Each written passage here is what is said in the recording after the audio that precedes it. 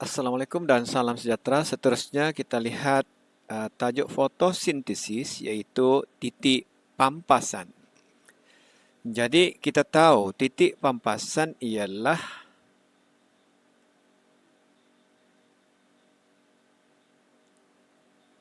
titik di mana kadar respirasi sama dengan kadar fotosintesis. Seri. Okey, sebelum tu kita tengok persamaan ringkasnya. Okey, kita tahu respirasi guna glukosa. Glukosa campur oksigen membebaskan air, karbon dioksida dan air. Ini respirasi, R.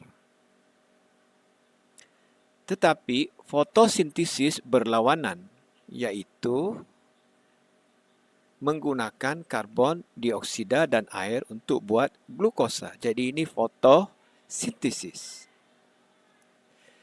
Tetapi dalam soalan ini fokusnya hanya kepada CO2. Jadi ini kita tengok ini.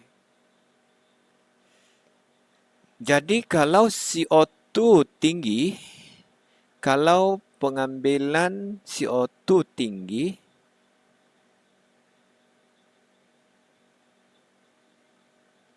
maknanya fotosintesis tinggi. Kan? Tapi kalau ambil CO2 rendah, maknanya respirasi tinggi. Okey, kita fahamkan nih graf. Okey, graf ini kalau di sini, di bawah ni ialah pembebasan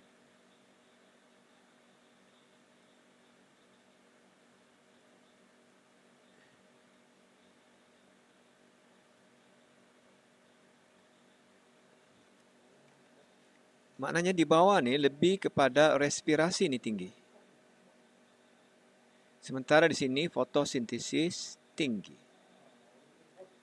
Okey, pada peringkat ini R respirasi sama dengan fotosintesis, maka inilah titik pampasan. Jadi kalau kita naikkan lagi keamatan cahaya, bila kita naikkan keamatan cahaya, maka pengambilan CO2 bertambah. Maknanya kadar fotosintesis semakin meningkat. Okey, pada peringkat ini, maknanya ada lebihan glukosa. Sebab tumbuhan melakukan fotosintesis lebih berbanding dengan glukosa yang diguna semasa respirasi.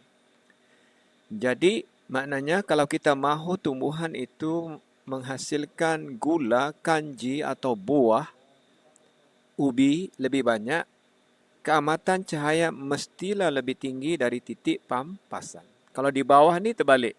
Di bawah ni terbalik, kurang glukosa tapi banyak diguna sebab respirasi.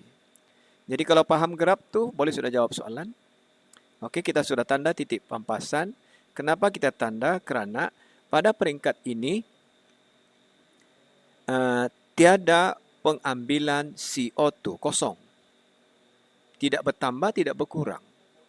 Okey, sama. Penggunaan dan pengambilan. Kenapa? Sebab kadar fotosintesis dengan respirasi sama. Jika keamatan cahaya berkurang, maka pembebasan karbon dioksida bertambah. Okey, di sebelah ini, selepas titik pampasan ini, kadar fotosintesis tinggi sebab ada lebihan glukosa, juga sebab banyak CO2 diambil. Tapi kalau di bawah ini, maka kadar fotosintesis rendah berbanding dengan kadar respirasi. Jadi, kenapa bertambah? Kerana kadar fotosintesis berkurang sementara kadar respirasi bertambah, maka ada lebihan karbon dioksida. Okey, jerebu mengurangkan keamatan cahaya. yang sampai kepada tumbuhan. Apabila berterusan penghasilan buah oleh tanaman akan terjejas, terangkan mengapa. Jadi, jerebu akan mengurangkan keamatan cahaya. Bila keamatan cahaya berkurang, maka kadar fotosintesis juga berkurang, maka kadar penghasilan glukosa juga berkurangan. Bila kurang penghasilan glukosa, maka kadar penghasilan kanji atau gula juga berkurangan. Apakah yang akan berlaku kepada tanaman jika menerima keamatan cahaya di bawah titik pampasan secara berterusan? Jadi kita tahu, kalau di bawah titik pampasan, maka tumbuhan dia tidak menghasilkan lebihan glukosa. Di titik ini,